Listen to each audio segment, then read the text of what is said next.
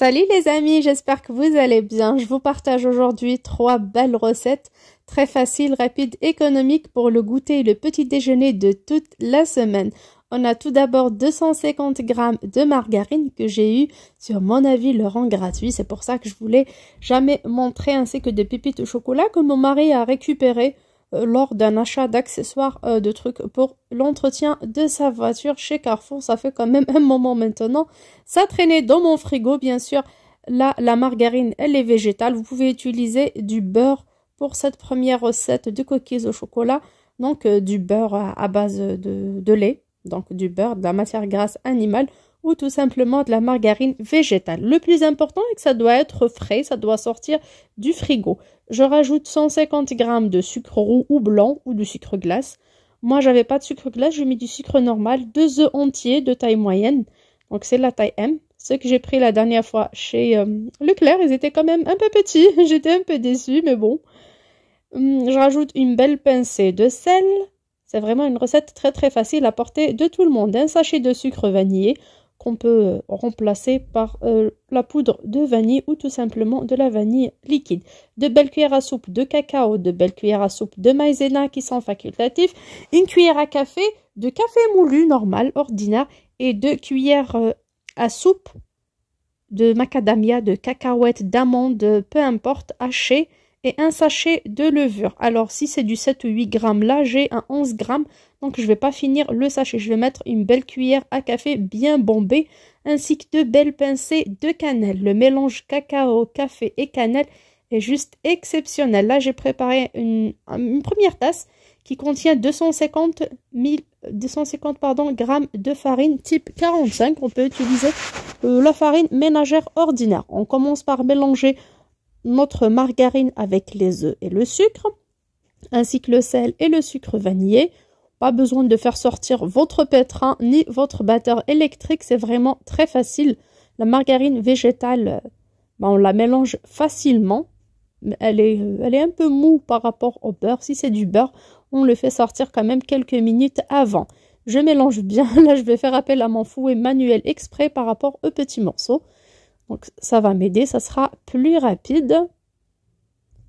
Là, je mélange bien avant de rajouter tout ce qui est poudre, tout ce qui est sec. Alors, pour les fruits secs, moi, j'ai prévu 2 belles cuillères à soupe parce que ça me reste de la prochaine recette que je vais vous partager. C'est une recette de tarte aux pommes crumble. Donc, j'ai mixé une petite quantité. Il y avait un peu plus, je le mets ici, mais sinon, d'habitude, je ne mets même pas. Voilà, je rajoute tout. Alors, cacao, café, cannelle, fruits secs et maïzena. Et café aussi. Je rajoute environ une belle cuillère à café de levure chimique. Là, il reste un peu dans le sachet, comme c'était un sachet de 11 grammes. Je mélange bien sûr, c'est important de tamiser le cacao. J'étais fainéante un peu, je voulais faire vite fait. Juste après avoir déposé les enfants à l'école, je voulais consacrer les 2 heures ce matin tranquille à faire le goûter pour toute la semaine prochaine. Croyez-moi, ça vaut vraiment le coup de faire ce genre de recette. J'ai pas choisi des gaufres, ni pancakes, ni crêpes parce que ce sont des trucs qui partent tellement vite. Là, j'ai commencé par ajouter les 250 grammes de farine. J'enlève toute la pâte de mon fouet. Bien sûr, tout ce qui est crêpes, gaufres et tout, j'aime les faire, mais de temps en temps, on les fait parfois occasionnellement le week-end. Et ça part vite, hein. Je fais 1 litre de lait, 2 litres, peu importe la quantité, ils ne mangent pas le repas. Ils mangent que ça, du coup, j'évite. Je fais ça occasionnellement. Je mélange bien. Ça a la texture d'une pâte à muffin. Donc, c'est une très bonne idée. Vous pouvez à ce moment-là mettre dans un moule à cake et vous faire votre cake au beurre. Ça marche très bien aussi. Des muffins au chocolat. On peut faire le double de la quantité et faire 2 recettes avec. Pourquoi pas? Là, moi, je rajoute le reste de la quantité de la farine, donc 250 grammes à nouveau. Ce qui nous fait un total de 500 grammes de farine pour 250 grammes de margarine. C'est exactement comme les mesures d'une pâte brisée. D'ailleurs, ça sera une pâte croustillante, fondante dans la bouche. Je mélange bien juste avec les pointes des doigts. Ma pâte doit rester un peu collante et comme le cacao absorbe bien ainsi que ma farine type 45, je ne dois pas ajouter plus de farine. Je vais la laisser sécher à l'air libre comme ça, reposer à l'air libre 10 minutes avant de vérifier la texture de ma pâte. Si vous mettez trop de farine, vous risquez d'avoir des gâteaux qui seront un peu secs à l'intérieur et ça sera dommage de rater cette magnifique recette.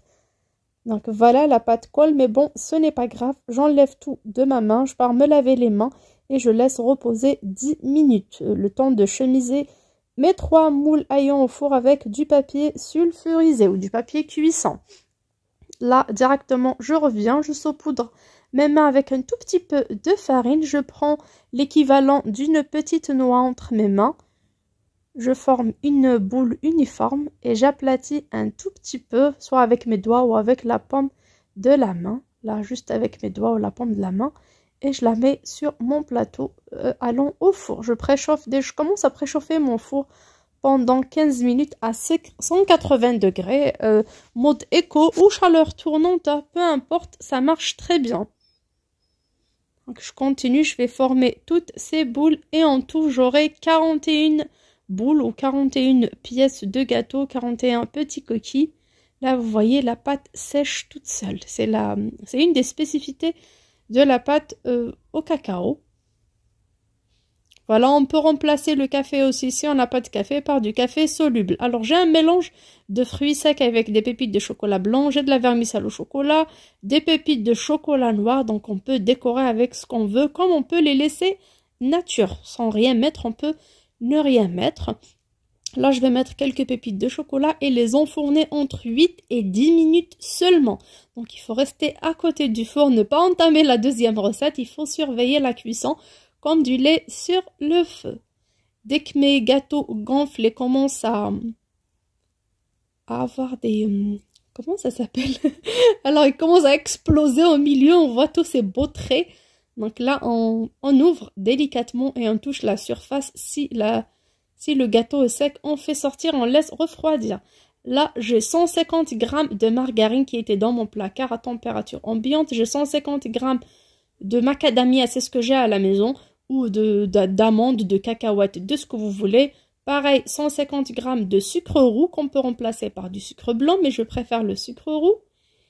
Et j'aurai un peu de farine pour rectifier selon les margarines. Alors cette margarine est trop fondue, du coup j'aurai besoin d'un peu de farine. Là je commence par une cuillère à soupe, ce qui est la norme normale.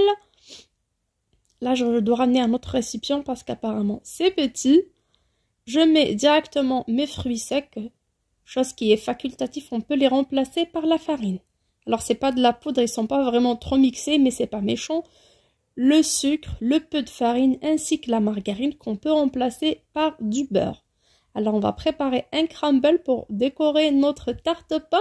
Crumble et fruits des bois, c'est vraiment un pur délice. Bien sûr, vous pouvez préparer autre chose, mais moi, ça me tente parce que j'ai beaucoup de pommes EcoPlus que j'ai achetées la dernière fois. Comme on a eu des oranges et des clémentines, des kiwis du marché dans mon ancien retour de course, donc on les mange très très bien et les pommes sont restées de côté. Du coup, j'ai choisi de leur faire quelque chose, bien sûr, avec des pommes. Là, bien sûr, je rajoute un tout petit peu de farine au fur et à mesure, jusqu'à avoir une pâte, bien sûr, que je peux rouler en boule, qui soit pas trop collante et qui soit pas dure non plus. En tout, ça m'a pris environ 4 cuillères à soupe de farine.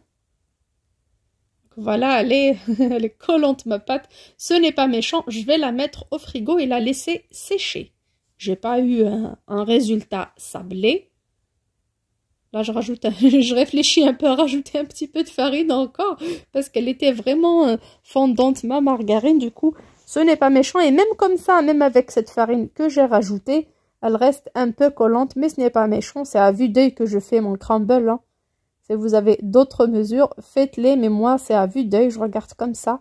Et dès que la pâte commence à se former, ben c'est bon, je mets au frigo et je laisse reposer. Bien sûr, pour un meilleur résultat, soit on laisse refroidir comme ça, soit on travaille avec du beurre ou de la margarine qui est déjà froide. Alors, ma bassine a été lavée de la première préparation pour éviter d'avoir beaucoup de boulot à la fin. Donc, j'utilise toujours la même bassine. J'ai 250 g de farine, un sachet de sucre vanillé que je peux remplacer tout simplement par une cuillère à soupe de sucre et un peu d'extrait de vanille ou de zeste de citron. Donc, je ne mets pas de sucre parce qu'il y a le sucre vanilliné. On a une pincée de sel et pour les 250 g de farine, j'aurai 125 g de beurre froid du frigo que je vais découper en tout petits morceaux. Là, j'ai ce beurre, pas de souci, peu importe. L'essentiel, c'est que c'est du beurre. Là, je commence à préparer ma pâte brisée, comme vous voyez. Je frotte la farine et le beurre entre mes doigts. Il est important de laisser quelques petits morceaux de beurre, comme ça, quand ils vont rentrer dans le four, ils vont fondre et ça va nous donner plus de croustillant et en même temps un aspect feuilleté pour cette pâte.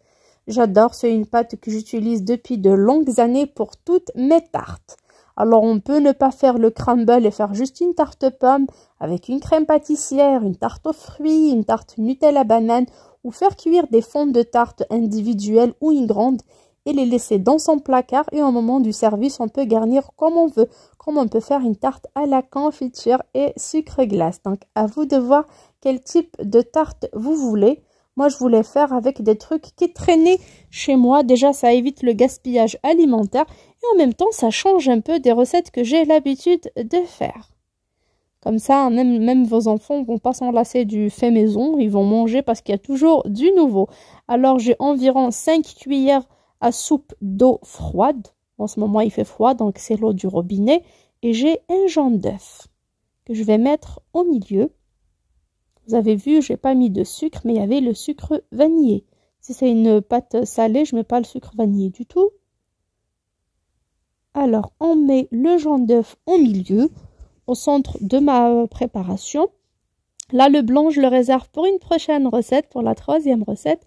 Et je commence à mettre mon eau petit à petit. En tout, j'ai mesuré 5 belles cuillères à soupe d'eau froide. Je commence à mélanger un petit peu d'eau, environ une cuillère à soupe, avec mon jaune d'œuf et je rajoute petit à petit tout en mélangeant. Bien sûr, il ne faut pas pétrir, il ne faut pas trop travailler la pâte, pardon. Il faut la mélanger avec les bouts de doigts. Je sais que vous êtes tous et toutes trop forts en pâtisserie. Donc, vous savez tous faire une pâte sablée, une pâte brisée ou tout simplement en acheter du commerce. Ça coûte moins d'1 €, ce n'est pas cher, mais... si vous êtes petit budget et vous aimez comme moi faire des trucs maison au maximum que vous pouvez, ben faites la pâte. Là, j'essaye d'avoir une boule sans trop travailler la pâte. Alors, la boule est moche. Il y a un peu de pâte, un peu de farine, des morceaux de beurre, mais c'est le but. Il ne faut pas trop travailler, on ne va pas avoir une pâte lisse. Là, je vais directement chercher un sachet de congélation ou n'importe quel sachet pour la mettre au frigo pendant minimum 10 à 15 minutes. Alors, la norme, c'est 30 minutes, mais moi, je vais la mettre au frigo pendant 10 minutes seulement. Voilà, elle est bien couverte, comme ça, elle ne va pas sécher. Et je vais directement laver mes ustensiles, ma bassine et tout. Alors, j'ai acheté un petit moule à tarte à moins de 5 € dans le magasin Babou. Alors, c'est un moule en verre, c'est un moule à tarte avec un couvercle en silicone. Comme ça, si vous préparez une quiche ou n'importe quelle tarte, vous couvrez, une fois refroidie, vous couvrez le reste que vous n'avez pas encore mangé et vous conservez ça au frigo. C'est vraiment très pratique. Là, je beurre mon moule avec un tout petit peu de beurre ou huile ou farine. Comme notre pâte est déjà assez grasse, moi, j'ai mis un tout petit peu de beurre. Je vais saupoudrer mon plan de travail. Donc là, je vous disais que ce moule, déjà, il est bien pour la cuisson et la conservation du gâteau, soit de la tarte, d'un gâteau au chocolat, d'une tarte aux pommes, d'une tarte à la banane, d'une quiche, saumon, chèvre, d'une bonne pizza si vous voulez la faire cuire à l'intérieur, ça marche aussi. Et vous mettez dans le frigo pour le lendemain, c'est un moyen de conservation. Ça nous évite de tout casser. On aura la forme, on aura la déco, surtout si on reçoit le lendemain. Juste on enlève le couvercle et on sert comme ça, c'est vraiment très pratique. Je vais étaler ma pâte à 5 mm d'épaisseur. Vous voyez, la pâte s'est reposée, il y a encore un peu de beurre qui apparaît. J'essaye de ne pas trop mettre de farine. Mais s'il y a trop de beurre dans certains endroits, je rajoute un petit peu de farine. Donc je vais essayer de l'étaler d'une façon homogène et ronde. Donc voilà, ce petit rouleau à pâtisserie, genre manche à balai, est juste très pratique. Je l'ai pris sur Shein à quelques centimes. récemment. Et j'ai viré l'ancien rouleau. Là, c'est bon, les mesures sont là. Je vais enrouler ma pâte sur mon rouleau à pâtisserie et la disposer directement sur mon moule. Voilà, la pâte est juste magnifique. Pourtant, elle s'est reposée que 10 minutes. Et bien sûr, moi, par la suite, j'aurai des pommes à éplucher, j'aurai des choses à faire. Du coup, cette pâte-là, une fois bien étalée dans le moule, elle retournera au frigo le temps que je sois prête parce qu'il fait chaud dans la cuisine. J'ai fait sortir mes coquilles du four, donc il fait chaud. Il ne faut pas la laisser traîner dans la chaleur. Je vais la remettre jusqu'au moment où j'aurai besoin pour la faire sortir de mon frigo. Comme ça, je serai sûre d'avoir ce croustillant. Voilà, j'appuie bien sur les bords déjà pour marquer le dessin et en même temps pour éviter à ma pâte de descendre et avoir un tout petit fond de tarte. Là, à l'aide de mon rouleau, j'enlève toutes les extrémités, j'enlève tout. Je sais que vous savez le faire, soit avec le rouleau ou avec un couteau, mais j'évite de salir la vaisselle. Je me dis, batch cooking, oui, 2 heures, oui, j'essaierai de prendre moins de 2 heures pour faire du goûter, des trucs pour le goûter et le petit déjeuner de toute la semaine, mais avec un minimum de vaisselle. Je déteste faire la vaisselle, les filles, même si j'ai un lave-vaisselle, mais je déteste faire la vaisselle. J'appuie à nouveau, comme ça je vais être sûre que ça tient bien et que ça ne va pas descendre et je la remets au frigo. Bien sûr, pour la pâte qui me reste, je ne vais pas la pétrir, je vais juste la ramasser entre mes mains et la découper en 3 petites boules pour faire 10 mini tartelettes. Comme on peut l'étaler et nous faire un petit sablé tout simplement, je me suis dit pourquoi pas faire de belles choses avec.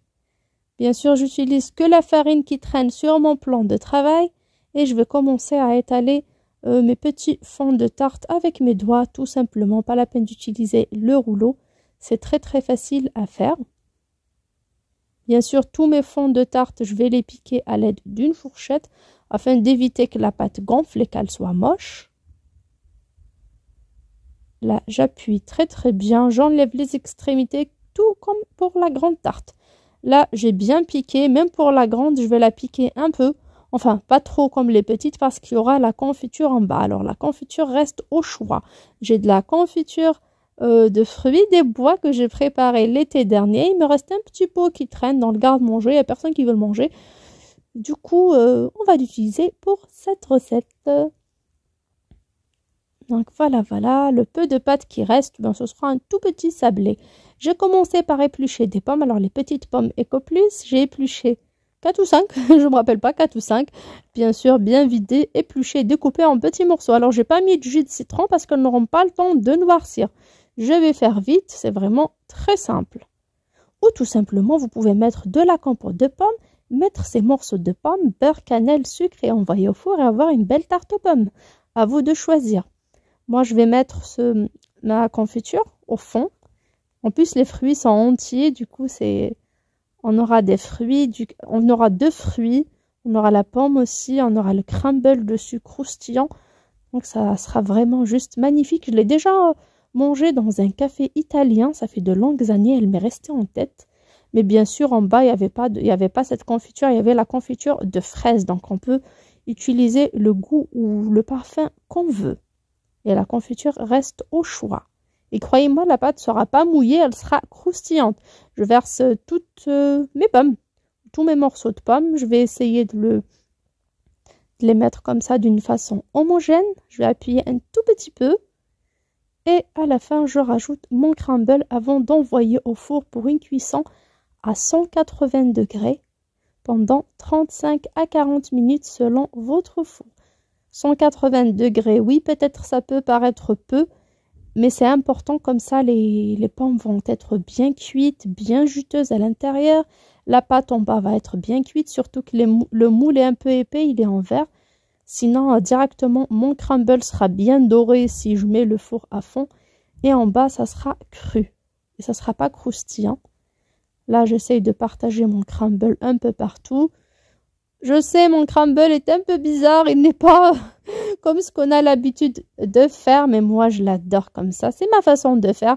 Chacune est le chef dans sa cuisine. Du coup, faites comme vous le sentez, faites comme vous aimez. Moi, je suis pas là pour vous apprendre à faire de la pâtisserie, mais juste pour vous rappeler certaines choses que vous connaissez déjà, vous donner des petites idées pour changer vos goûters et petits déjeuners et vous encourager à faire du batch cooking. Donc voilà, elle est prête, ma belle tarte. Et pour les mini tartelettes, il reste plus de pain épluché. J'ai la flemme d'éplucher les filles. Il me reste du crumble. Je vais mettre que du crumble et un peu de jus de confiture dessus, comme vous voyez sur la photo. Et puis c'est tout. J'ai encore lavé ma bassine et je ramène normalement 4 œufs pour faire mon gâteau au yaourt de la maternelle que tous les enfants adorent. Là, j'ai que 3 œufs parce que je vais utiliser le blanc de tout à l'heure qui me reste de la tarte. Comme ça sera plus économique. Donc 3 œufs et un blanc. Et si vous ne réalisez que cette recette, mettez 4 œufs. Et 4 œufs, vous pouvez doubler les quantités si vous voulez faire plus de gâteaux. Un sachet de sucre vanillé, mon verre de 150 ml donc que je remplis de sucre et que je remplis à nouveau d'huile. Je mélange bien à l'aide d'un fouet et là j'ai un yaourt à la vanille date courte. Donc c'est un yaourt qui traîne dans mon frigo quand c'est date courte. Moi j'ai pas de problème à le consommer et en même temps j'essaye de faire des gâteaux avec. Je rajoute 2 sachets de levure chimique et environ 3 verres de farine. Selon la farine, il y a de la farine qui absorbe plus vite que l'autre. Je mélange bien à l'aide d'un fouet jusqu'à obtention d'une pâte un peu épaisse comme vous voyez sur la photo. Alors j'ai de beaux souvenirs, j'ai les larmes aux yeux. J'ai préparé ce genre de gâteau avec les enfants à l'école pas mal de fois à l'école maternelle quand j'ai été à ESH. Là j'ai arrêté mais bon, j'ai encore les souvenirs dans ma tête. Je verse ma pâte sur du papier sulfurisé dans le grand moule à ion au four. À l'aide d'une maryse que je vais huiler un tout petit peu ou lui mettre un petit peu d'eau pour que la pâte ne colle pas. Bien sûr, vous avez vu, j'ai pas tout pris, j'ai laissé environ 2 cuillères à soupe de pâte dans mon saladier auquel je rajoute 2 cuillères à soupe de mon lait EcoPlus que j'ai partagé avec vous la dernière fois. Je mélange bien, vous voyez la pâte est liquide et là j'ajoute 1 cuillère à soupe de cacao. Vous voyez, c'est pas cher du tout de faire de très beaux gâteaux. Ça m'évitera d'utiliser mes pépites de chocolat à nouveau pour ce gâteau. Je mets tout dans une poche à douille et je commence à faire la déco comme sur un millefeuille. Alors, je fais des traits dans le sens de la largeur. Sur toute ma pâte, sur tout le moule. Bien sûr, je laisse entre chaque trait environ 1 cm, parfois un peu plus, parfois un peu moins. Et je décore en faisant des allers-retours dans l'autre sens à l'aide d'un cure-dent ou la pointe d'un couteau. Et là, j'enfourne à 180 degrés jusqu'à belle coloration.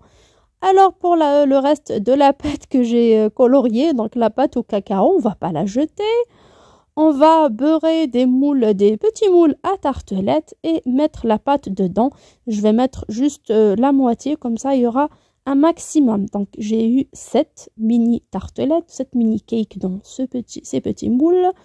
Je vais décorer avec des pépites de chocolat, des fruits secs, des raisins secs, de la vermicelle, de la noix de coco ou tout simplement on peut ne rien mettre. On enfourne le tout à 180 degrés. Et pour toutes mes recettes, j'ai utilisé environ 1 kg et 300 g de farine. Là, mon crumble vient de sortir du four. La couleur me plaît. Vous pouvez le cuire plus que ça. Les mini tartelettes sont cuites. Comme vous voyez, la pâte est juste sponge magnifique. Et là, pour le gâteau au yaourt que j'ai fait, façon millefeuille à la surface, façon petit goûter, c'est vraiment magnifique comme vous voulez. Comme vous voyez, on peut partager ça en deux, mettre de la pâte à tartiner au milieu et les coller comme un petit sandwich. C'est comme les desserts italiens. Pour ma part, non, c'est pas ce que je fais. Je coupe comme ça j'aurai un maximum de gâteaux. C'est très joli. Sur ce, vous voyez les amis, j'ai tout terminé. Voilà mes coquilles au chocolat. Ils sont vraiment croustillants, bien cuits. Ils se sont éclatés au four. Bien sûr, on les fait sortir au bout de 8 à 10 minutes seulement. Dès que la croûte commence à se former, on les fait sortir, on les laisse refroidir. Toute cette quantité, on peut la conserver dans son placard. tout simplement dans une boîte fermée. On n'est pas obligé de la mettre au congèle. Ma tarte aux pommes crumble, elle est vraiment magnifique. Elle est bien dorée comme vous voyez, mais elle est encore chaude. Je la laisse refroidir et je la mets dans mon frigo pour le week-end. Les petites tartelettes crumble pour lesquelles j'ai pas mis de confiture, juste un peu à la surface, et j'ai pas mis aussi des pommes. Vous voyez, la pâte est juste croustillante, elle est très bien. J'ai fait 3 mini tartelettes et j'ai commencé par en consommer une et j'ai pas pu résister. Elle est trop bonne.